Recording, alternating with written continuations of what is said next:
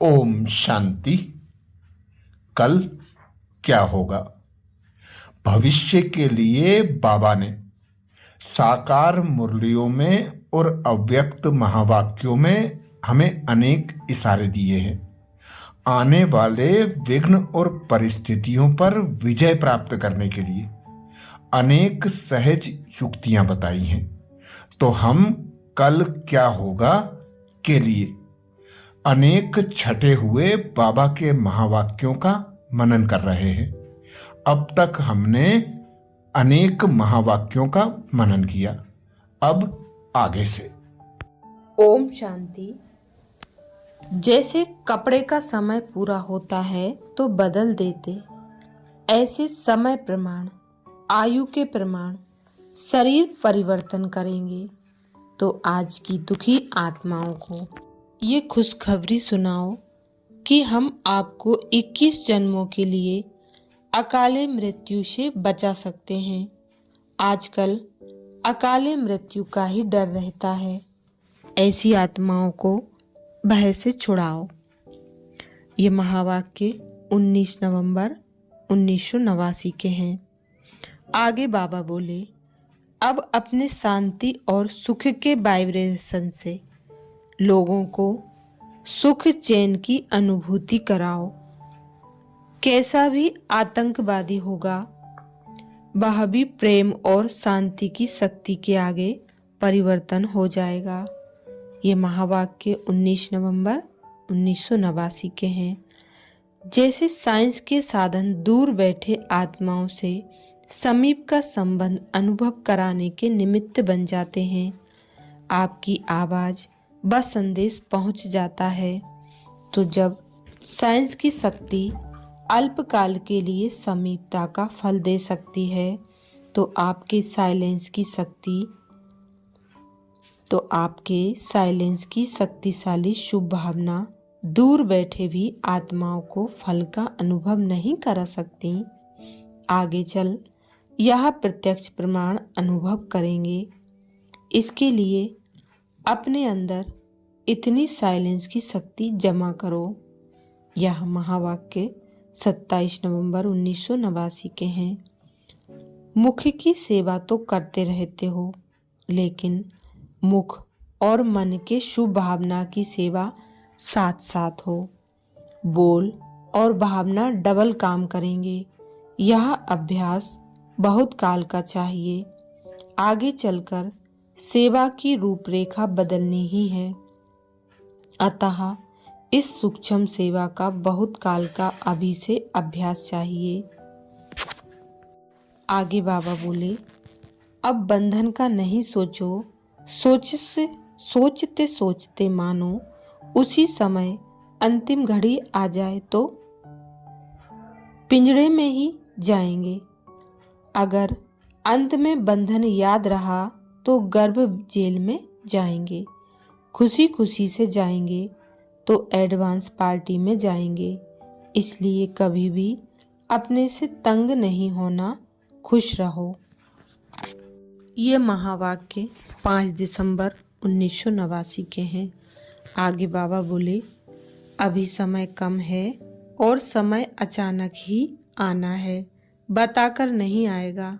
इसलिए कहते हैं, जो करना है सो अब करो, कल नहीं, परसों नहीं, साल के बाद नहीं, करना है तो अब। हाँ, कोई सरकम स्टांस है और जो निमित्त बने हुए हैं उनके डायरेक्शन से करते हैं तो फिर आपकी जिम्मेवारी नहीं। ये महावाक्य 5 दिसंबर 1989 के हैं। आगे बाबा बोले, अगर लास्ट समय में अशरीरी बनने के बजाय सेवा का भी संकल्प चला तो सेकंड के पेपर में फेल हो जाएंगे। उस समय सिवाय बाप के निराकारी, निर्विकारी, निरअहंकारी के सिवाय कुछ भी याद ना आए। अब ये स्टेज बनाओ।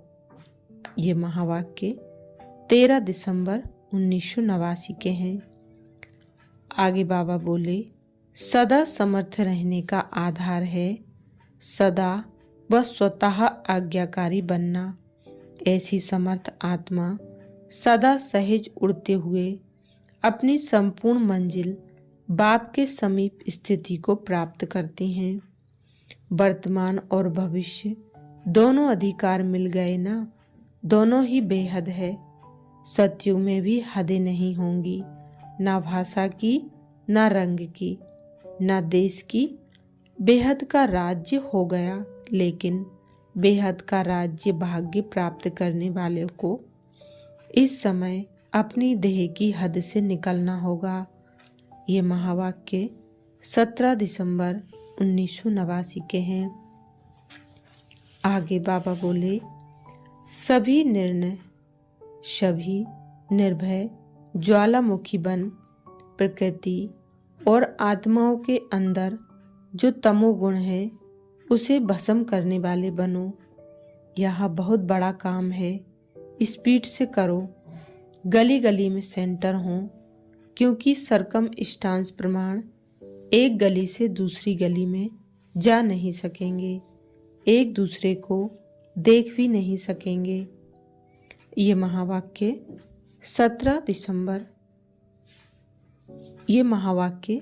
21 दिसंबर 1989 के हैं। आगे बाबा बोले, सदैव यह सोचो, जिस समय और कोई रस आकर्षित करता है, अगर उसी समय आपका अंतिम समय हो तो ऊंच पद पा सकेंगे। तो सदैव ऐसे ही समझो कि एक सेकंड में क्या भी हो सकता है। हर सेकंड अटेंशन रखो, सदैव एक का पाठ पक्का रखो। आगे बाबा बोले, पवित्रता ऐसी अग्नि है जो सेकंड में विश्व के किचड़े को भस्म कर सकती है। अंत में जब सब संपूर्ण हो जाएंगे तो आपके श्रेष्ठ संकल्प के लगन की अग्नि से यह सब किचड़ा भस्म हो जाएगा। योग ज्वाला है। अंत में ऐसे धीरे धीरे सेवा नहीं होगी, सोचा और हुआ। इसे कहते हैं विहंग मार्ग की सेवा। आगे बाबा बोले, अगर बहुत समय विघ्नों के बस होते रहेंगे तो अंत में निर्विघ्न नहीं रहेंगे। बहुत काल की निर्विघ्न स्थिति बनाओ। कमजोर आत्माओं को भी बाप द्वारा प्राप्त हुई शक्ति दे शक्तिशाली बनाओ। विघ्नों को आने नहीं दो, यही श्रेष्ठ सेवा है। आगे बाबा बोले, मैं कर रहा हूँ, इस स्मृति से सेवा में सफलता आत्मा की शक्ति प्रमाण मिलती है। बाप करा रहा है तो बाप सर्वशक्तिवान है। कर्म का फल भी उतना ही श्रेष्ठ मिलता है। बाप और हम कंबाइंड हैं। करावनहार और करने के निमित्त मैं आत्मा, इसको कहते हैं असोच, अर्थात एक की याद। ये महावाक्य 25 दिसंबर 1989 के हैं। आगे बाबा बोले, खुशबू ऐसी चीज होती जो दूर वालों को भी आकर्षित करती। दूर से ही सोचेंगे यह खुशबू कहाँ से आ रही है। आपकी रूहानियत की खुशबू ने देश विदेश को आकर्षित किया ना। अब कोई भी कर्म करते शुभ संकल्प से यह खुशबू फैलाते रहो। आगे बाबा बोले, वाणी द्वारा भी कहाँ तक सेवा करेंगे, कितनों की करेंगे। अब तो रूहानी वाइब्रेशंस, अशरीरीपन की स्थिति के वाइब्रेशंस, न्यारे प्यारेपन के शक्तिशाली वाइब्रेशंस वायुमंडल में फैलाओ। यही है सेवा की तीव्र गति का साधन। अब वाणी में आना सहज है, क्योंकि अभ्यास पक्का हो गया है। ऐसे ही वाणी से परे जाने का अभ्यास नेचुरल हो जाए, इससे ही नेचर बदलेगी, चाहे मनुष्यात्माओं की, चाहे प्रकृति की। ये महावाक्य 29 दिसंबर 1989 के हैं। अच्छा, ओम शांति।